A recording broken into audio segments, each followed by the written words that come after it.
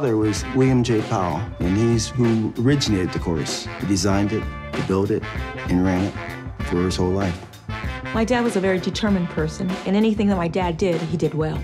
Mr. Powell and his family overcame tremendous odds at a time when the ball game was heavily weighted against people of color in this country. I think Clearview is important because it's a reminder of what happened during that Jim Crow era, during the struggle for civil rights. There are people who make a difference, and there are people who break barriers, and Mr. Powell is one of those individuals. This man built this golf course because he wanted to play golf. Golf is exclusionary, so it's not like he opened a grocery store. He did something really outside the box.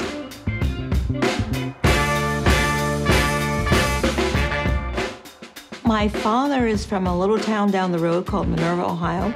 Minerva is a small community in eastern Ohio. It's a great place to raise a family. Hasn't changed much over the years. I think my dad was the youngest boy in the family. There were 3 boys. My father was a caddy, and he learned to work on the golf course. And in learning to work on the golf course, he was able to play. He was a great football player in high school. He was captain of the team. I think he was the only black person in the school, certainly the only black person on the team.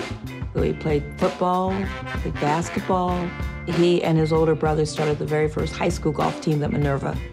My dad served as the #1 player on the team. He served as the captain of the golf team, and he also served as the coach of the golf team, and he would schedule the matches.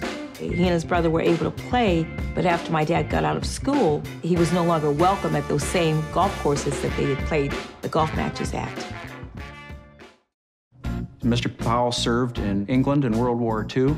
He was in charge of a truck unit that was instrumental in conveying troops to the embarkation ports in England for the D-Day invasion. If you love the game of golf and you are sent to war, I guess the best place to go is to Scotland. On various days when they had downtime or a little bit of time off, the members would let him use their golf clubs and he'd go out and play. World War II gave large numbers of black soldiers their first exposure to a wider world, and to a world in Britain where they weren't discriminated against to the extent that they were in the United States. They're very warm, very welcoming to Bill Powell. He comes back over here, and it's almost like he's fighting another war. We came out of the Second World War with, I think, new expectations of what America had to offer. They came back as heroes. And so African Americans joined this parade of hope and optimism. When he came back from World War II, he was very disappointed that the attitudes were the same as when he left. He was going to find a way to make a difference and to make a change. In 1946, when you think of it in the context of racial relations in our country, it was a turbulent time, and there wasn't a lot of opportunity in sports for black players to participate. The PGA of America is running the tour at that time. Bill applies, and the PGA has a Caucasian clause that prevents African Americans from becoming members. He liked golf. He wanted to be a golf professional. There was exclusion on that. Difficulties in that. He got the idea, well, I'll build my own golf course. It just boggles the mind to think that someone could have this vision, realize it, and be successful. The risks he took were enormous. What my dad did when he first decided to build a golf course, he had to find land. He said he and my mom would go back and forth between Canton and Minerva, and he saw this bit of land here. It was a rundown dairy farm. He told my mom that would be a perfect place to build a golf course. He faced a lot of discrimination, some subtle, some not so subtle. He needed financing to help build this course. He was denied a GI loan, which was supposedly the right of all returning veterans, and he was denied it because he was a person of color. The first 9 holes he built basically by hand, literally walking back and forth with just a hand seater around his neck and turning that, seeding the entire golf course, each fairway. But the course wasn't just laid out at one time. Couldn't afford to do it that way. We're doing piece by piece. The fact that he worked at the Timken Company from 3 to 11 p.m., a full-time job, and then got up at the crack of dawn, 5:36 in the morning, and worked on the course. It was unbelievable. Day after day after day, always in that tractor, never quit working. Bill just believed that there was no black or white, that everybody should be the same.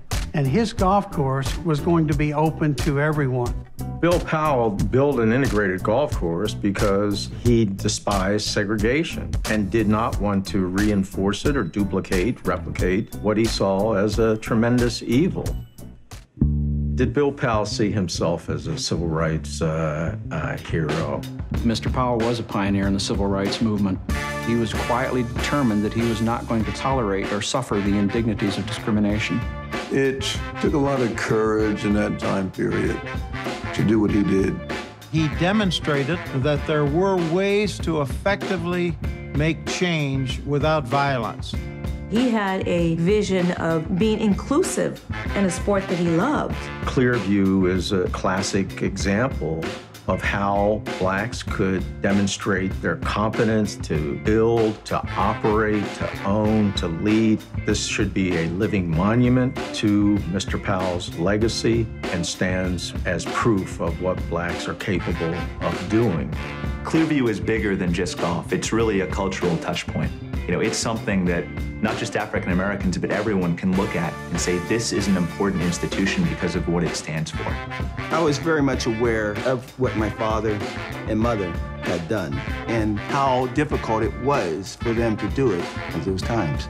The effort is not over, but these men of that period made an incredible contribution to the effort to treat people fairly. You know, if that's not being a leader, then I'm not sure what is. Whatever your dreams are, whatever your goals are in life, if you've got the kind of persistence that he had, then you can accomplish a lot, and he certainly did.